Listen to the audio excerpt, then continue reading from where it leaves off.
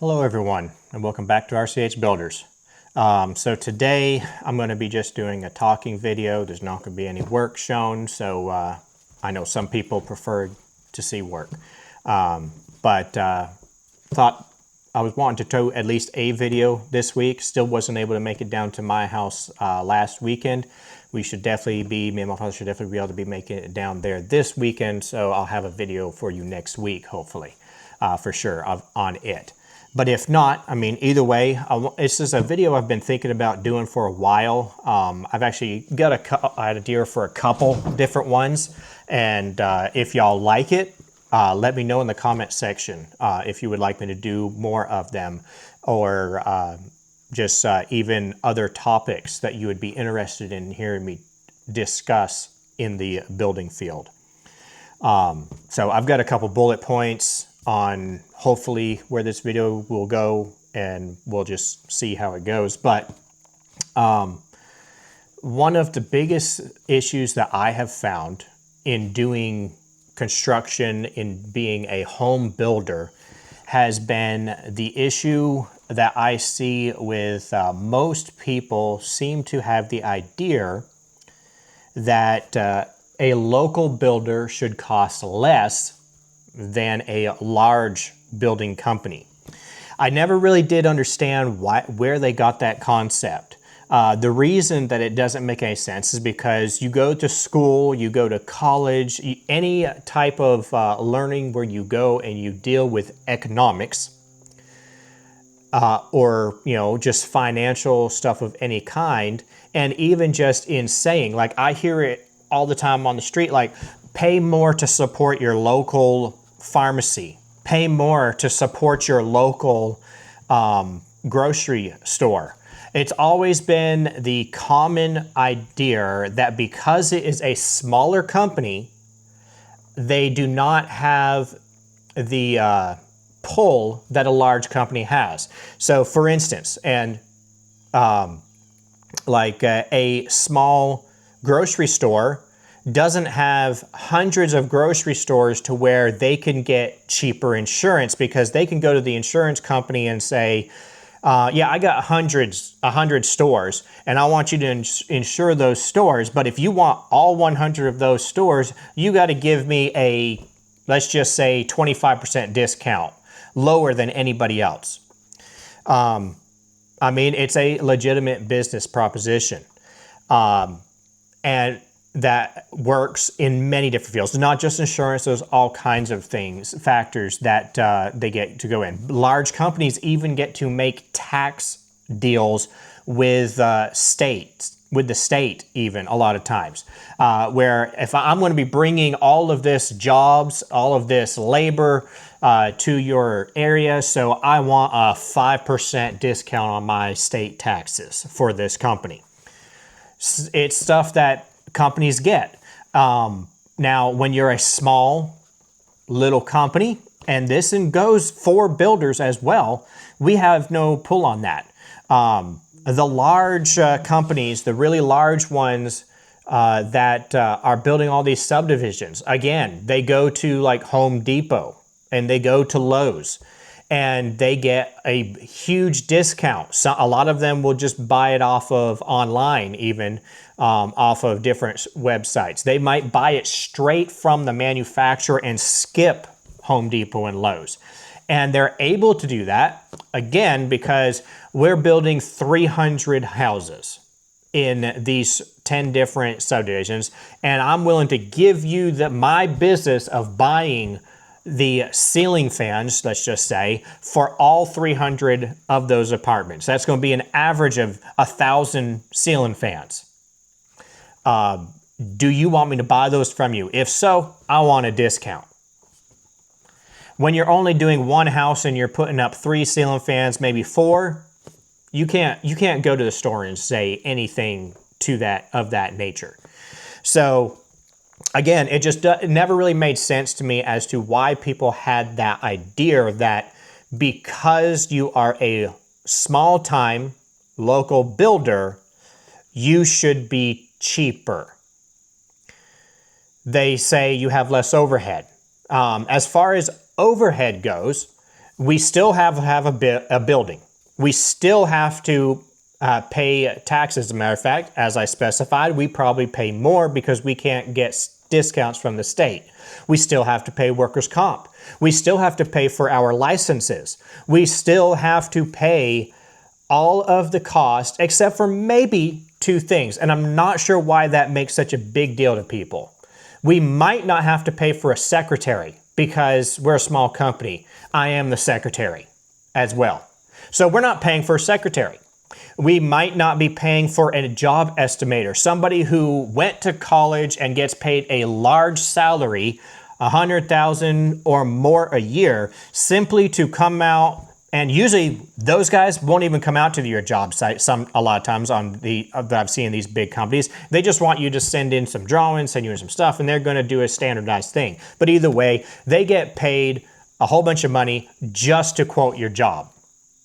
I do that for you as a small-time company. In most small companies, there is one guy who runs everything. He does the secretary, he does the quoting, he does the job management, and he does most of the job himself as well. And so in the large companies, 9 times out of 10, they are simply, the overhead, in my opinion, is not something that I see a value in paying for. But for some reason, people have the idea that because it's a large company, the overhead stands for something that is needed because it's a big company. And you're going to get better workers. Again, usually what you're paying for is the guys sitting in the office. The actual workers for most of these companies are hiring people that, well, I would say people like me, but they don't even want to pay for someone like me, usually. They want to pay for a company that is willing to do stuff as dirt cheap as possible. I've seen lots of times the companies they're hiring, they don't have workers' comp like they're supposed to. They don't have the proper licenses a lot of times. This is another big thing that I see a lot of times is that people don't understand the difference between multiple things: a builder,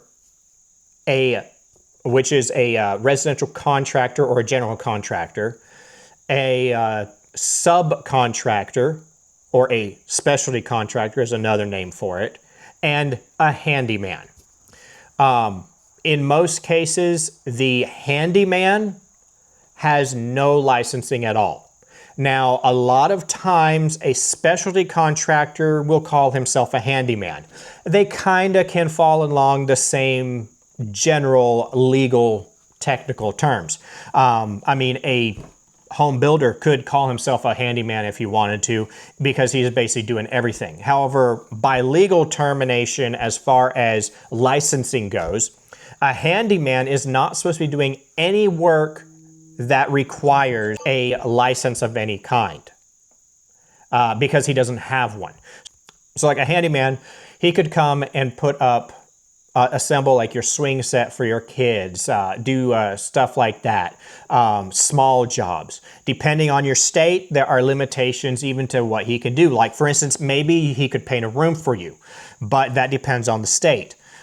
Certain states have rules where you have to be a specialty contractor to even paint or basically anything on the house if it is over a certain dollar amount, which might be $200 in your state, it might be $500.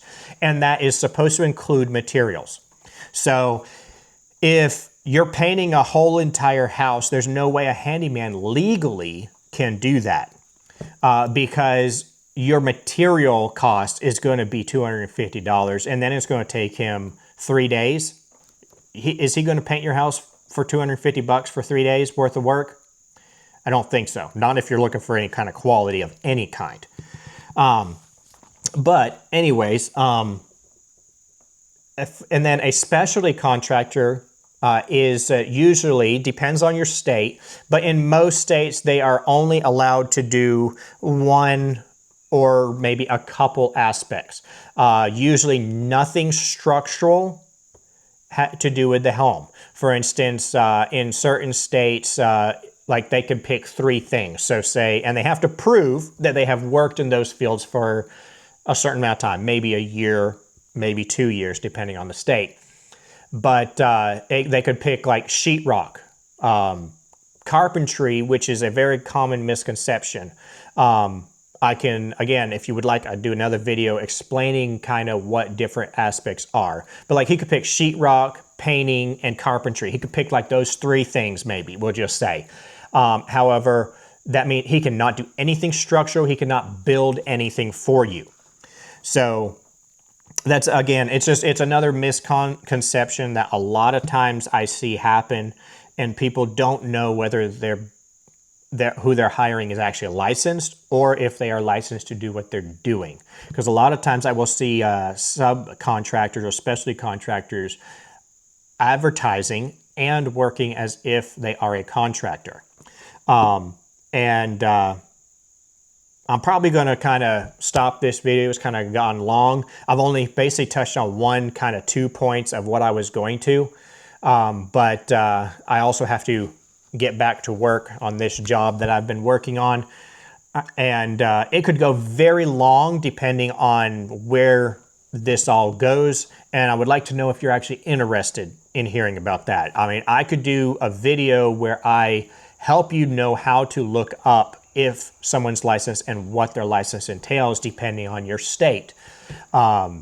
It's actually, in most states, extremely easy, and most homeowners don't know how easy it is or how to go about it. And it's very simple, a very simple way to protect yourself. I mean, I've had so many times in my state, especially, where people have gotten ripped off. They've lost $30,000. And it would have been so simple in most of those cases if they had simply checked whether the person was licensed to do the work they were trying to do, they were advertising to do. And if they had simply checked that from the beginning, it never would have happened, because they would have known not to hire the guy. So again, could go in more detail into all that. Let me know in the comment section if you are actually interested in that or some other topic kind of along these lines. This video, again, basically just kind of as far as, make sure that you are actually hiring someone qualified to do the work that you are getting ready to hire them to do. But hope you enjoyed watching, and I'll see you the next time.